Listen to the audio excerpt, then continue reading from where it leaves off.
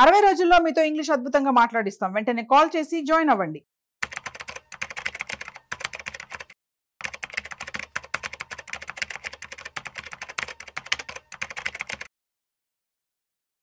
Hi, hello, namaste. Welcome to Business Buzz with Raju Possibility on Suman TV. So guys, ఇవాళ మనం తెలుసుకోబోతున్న topic ఏంటి అంటే open plot versus PMS.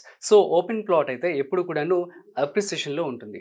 So పిఎంఎస్కి అయితే minimum investment 50 లక్షలు కావాల్సి ఉంటుంది. సో అసలు ఏది ఇన్వెస్ట్మెంట్ చేస్తే బెటర్? ఇవాళ మనతో చెప్పడానికి వెల్దీ చక్రధర్ గారు మనతో ఉన్నారు. సో వారి మాటల్లో మరింత సమాచారం అడిగి తెలుసుకునే ప్రయత్నం చేద్దాం. సో హాయ్ సార్, నమస్తే. నమస్తే. ఎలా ఉన్నారు సార్? Yeah fine. సో చెప్పండి, క్వశ్చన్ అర్థమైంది కదా? సో ఇప్పుడు మనకి ఓపెన్ ప్లాట్ అంటే ఎప్పుడు కూడా అప్రిసియేషన్ ఉంటుంది వర్సెస్ పిఎంఎస్. మినిమం ఇన్వెస్ట్మెంట్ 50 లక్షలు. సో ఏమంటారు? ఇప్పుడు యాక్చువల్గా చూడండి, ఓపెన్ ప్లాట్స్ అనేసరికి 3 కేటగిరీస్ లో ఉంటాయి. అవును. అంటే ఇప్పుడు చూడండి, ఒక సర్కిల్ గీసామనుకోండి, ఇన్సైడ్ ది సిటీ అంటారు. అంటే సిటీ లోపల మన పక్కన ఆల్రెడీ కుక్కడపల్లి కావచ్చు, కొండాపూర్ కావచ్చు, ఇట్లాంటి సరౌండింగ్స్ లో సిటీ నెంబర్ 1 అంటారు సర్కిల్. అవును. కొంచెం అవుట్స్ కట్, ఇంకా చాలా దూరం, సిటీకి చాలా దూరం. మనం చూస్తే ఇప్పుడైనా ఈ గజం లెక్కన మనం చెప్తారు ప్రైస్, ఎంత గజం నడుస్తుంది ఇక్కడ అని. మనం సిటీ లోపల అయితే చాలా కాస్ట్లీ ఉంటుంది. గజం 20,000 25,000 ఉంటుంది. లాక్స్ కూడా ఉంటుంది, లాక్స్ క్రోర్స్ కూడా ఉంటుంది, లాక్స్ లో కూడా ఉంటుంది. సో మనకి సిటీ లోపల కొనుక్కుంటే ఎఫిషియన్సీ త్వరగా వస్తుంది. కానీ కొంచెం దూరం వెళ్ళి కొంటున్నామా, ఎంత సిటీకి దూరం అవుతున్నారో అంత క్వశ్చన్ మార్క్ వస్తూ ఉంటాయి. అంటే అక్కడ ల్యాండ్ పెరుగుతుంది పెరగదా, మనం అనుకున్న రేపు పొద్దున ఫ్యూచర్ లో అక్కడ ఏదన్నా డెవలప్మెంట్ జరుగుతుంది జరగదా. మనం చూడండి, సిటీని ఈస్ట్ వెస్ట్ నార్త్ సౌత్ గా చేస్తాం. డెవలప్మెంట్ సౌత్ లో అవుతుంది అనుకుంటే నార్త్ లో అవుతుంది.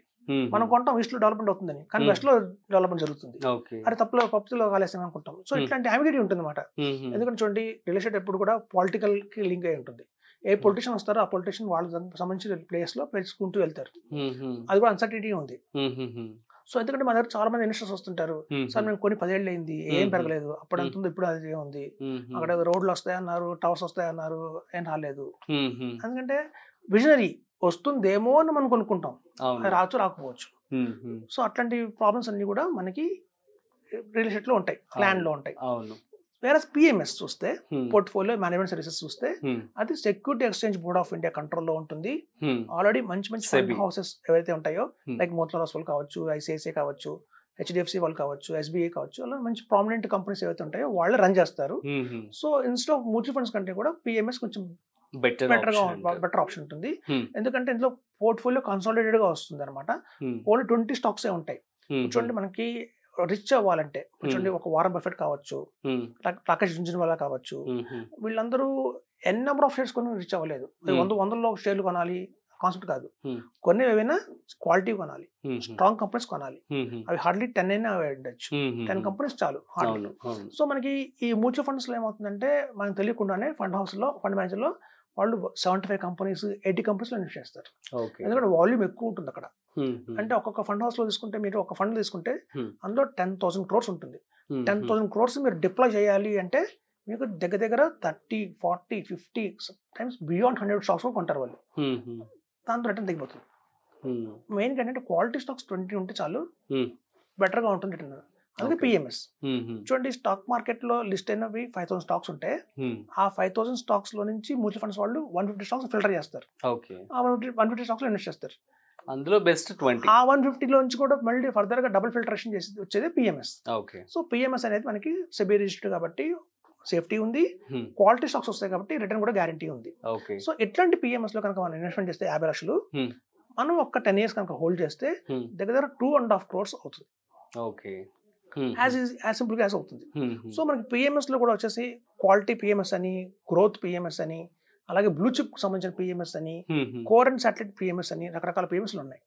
సో మేము జనరల్ గా ఏం చేస్తూ ఉంటామంటే, మా ఇన్వెస్టర్స్ కి వాళ్ళు పెట్టే 50 lakhs ఎప్పుడైతే 1 crore అవుతుందో వెయిట్ చేస్తాం. 4.5 years కి 1 crore అవుతుంది. 1 crore అయినప్పుడు అందులో నుంచి ఇంకో 50 lakhs తీసి వేరే పిఎంఎస్ లో ఇన్వెస్ట్ చేస్తాం. ఫస్ట్ కనుక మేము గ్రోత్ పిఎంఎస్ లో ఇన్వెస్ట్ చేయించామనుకోండి, ఈసారి 1 crore వచ్చిన తర్వాత వాల్యూ పెరిగిన తర్వాత అందులో 50 lakhs చేసి వాల్యూ పిఎంఎస్ లో ఇన్వెస్ట్మెంట్ చేస్తాం. ఈ రెండు కూడా మళ్ళీ 1 crore అవుతాయి.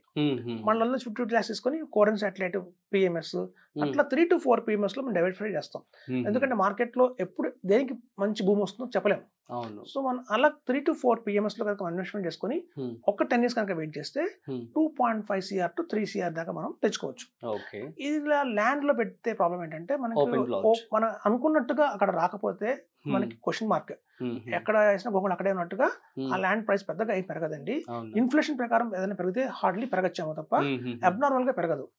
అబ్నార్మల్ గా పెరగాలి అంటే మనకి చూస్తే అక్కడ హాస్పిటల్స్ రావాలి, కాలేజీలు రావాలి, టెంపుల్స్ రావాలి, మల్టీ స్పెషాలిటీ హాస్పిటల్స్ రావాలి, అంతా ఒక మాల్స్ రావాలి, అన్ని వచ్చి మెట్రో రైలు అన్ని వస్తే అప్పుడు పెరుగుతుంది. సో అవన్నీ రావడానికి వస్తుందా రాదని క్వశ్చన్ మార్క్ ఉంటుంది. So let us say according to the inflation ప్రస్తుతం ఒక 50 లక్షల రూపాయలు ఒక ప్లాట్ పలుకుతుంది అంటే 20 ఏళ్లలో ఎలా ఉండొచ్చు అంటారు? సో సేమ్ అమౌంట్ మనం అందులో ఇన్వెస్ట్మెంట్ చేస్తాం. 1 year కంటే రావట్లేదండి యాక్చువల్లీ. డబుల్ కూడా రావడం చాలా ఈవెన్ కష్టంగా 20 ఉంది. years లేటర్ కూడా 20 years లెటర్ కూడా. ఎందుకంటే మన దగ్గర వీటి చూస్తే అవుట్స్కట్స్ లో కొంటే అంతగా పెరగదండి. ఇన్సైడ్ సిటీ కొంటే ఆల్రెడీ ప్రైసెస్ హైలో ఉంటాయి. హైలో ఉన్న ప్రైసెస్ మన అప్రిషియేషన్ ఎక్కువ రాదు. మనకి సేవ్ కొన్నామని చెప్పి చూడండి, ప్రతి ఒక్క ఇన్వెస్ట్మెంట్ నేను చెప్పేది ఏంటంటే మా ఇన్వెస్టర్స్ అందరికీ కూడా LRS ఈ 3 ఉన్నాయా లేవా చూసుకొని చెప్తాం. LRS ఇది చాలా చాలా ఇంపార్టెంట్ ప్రతి ఒక్క ఇన్వెస్ట్మెంట్ కి. L అంటే లిక్విడిటీ, అంటే మీరు చిటికలో అమ్మాలి దాన్ని. మీరు ఏమైనా ల్యాండ్ కొన్నారు 50 lakhs పెట్టి, రేపు పొద్దున్న మీకు ఎవరైతే ఏజెంట్ అమ్మాడో మళ్ళీ వాడినే పిలిచి నేను అమ్ముతాను అనుకుంటే మీకు ఆ రేట్ రాదు. లేదు సార్ అంత రేట్ ఎక్కడ ఉంది అంటారు. అమ్మేటప్పుడు ఒక రేట్ చెప్తారు, ఇంకో రేట్ చెప్తారు వాళ్ళు. సారీ సార్ అమ్మడం దొరకదు కష్టం అంటారు. అంటే మీరు విత్ ఇన్ సెకండ్స్ లో విత్ ఇన్ మంత్ అమ్మలేరు, విత్ ఇన్ ఇయర్ అమ్మలేరు, విత్ ఇన్ 2 years తర్వాత కూడా అమ్మలేరు. మీరు కనుక బాగా ఎమర్జెన్సీ ఉంది మీకు నీడ్ అంటే మాత్రం దాన్ని అడ్వాంటేజ్ తీసుకుంటారు. అడ్వాంటేజ్ తీసుకుని సహం రేట్లో ఇస్తే తీసుకుంటా ఉంటారు. సో ఇట్లాంటివన్నీ ఇష్యూస్ మనకి ఇందులో అంటే లేదు. లిక్విడిటీ అనేది 0 ల్యాండ్ లో చెప్పొచ్చు. నెక్స్ట్ వచ్చే రిటర్న్ అనేది క్వశ్చన్ మార్క్. పెరగచ్చు, పెరగకపోవచ్చు, గ్యారెంటీ లేదు. కానీ వేరే PMS లో మనకి ఏంటంటే 15 to 18% అనేది కాన్స్టెంట్ గా వస్తుంది స్టాక్ మార్కెట్ లో. మనం కనుక 5 years ప్లస్ హోల్డ్ చేస్తే సో రిటర్న్ బాగుంది. ఇంకా సేఫ్టీ చూడండి, ఇవాళ మొత్తం కోర్టులో సివిల్ కేసెస్ లో 80% కేసెస్ ల్యాండ్ సంబంధించి ఉంటాయి లిటిగేషన్. అందులో మీకు అసలు అది లేదంటారు, సరిగ్గా డాక్యుమెంటేషన్ లేదంటారు, లింక్ డాక్యుమెంట్ లేదంటారు, మీరే ఓనర్ అంటారు. చాలా క్వశ్చన్స్ అయితే వస్తుంటాయి. ప్రతి ఒక్క కేసెస్ కూడా మనకి ల్యాండ్ సంబంధించి ఉంటాయి.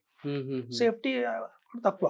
సో వేరే మనకి PMS లో సెక్యూరిటీ బోర్డ్ ఆఫ్ ఇండియా కంట్రోల్లో ఉంటాయి కాబట్టి ట్రాన్స్పరెన్సీ ఉంటుంది. కాబట్టి డే 1 నుంచి కూడా నేను చూపిస్తాను. సో మీ పేరు ఇచ్చిన అమౌంట్తో నేను రిలయన్స్ షేర్ కొన్నానా, లేకపోతే ICICI బ్యాంక్ షేర్ కొన్నానా, HDFC బ్యాంక్ షేర్ కొన్నాను అని చెప్పి క్రిస్టల్ క్లియర్ మీకు ఇస్తాను కాబట్టి, లిస్ట్ ఇస్తాను కాబట్టి మీకు తెలుస్తుంది. ఓకే నా క్వాలిటీ స్టాక్స్ వీళ్ళు కొన్నారు కాబట్టి ఈ స్టాక్ మీద నమ్మకం ఉంది. ఫ్యూచర్లో ITC కావచ్చు, కోల్ ఇండియా కావచ్చు, రెండు మంచి మంచి స్టాక్సే ఉంటాయి. సేఫ్టీ ఉంటుంది. సో LRS ఈ 3 కూడా మనకి PMS కి ఉంటాయి తప్ప ఈ ల్యాండ్ కి మనకి లేవు కాబట్టి అంత రికమెండబుల్ కాదని చెప్తాను.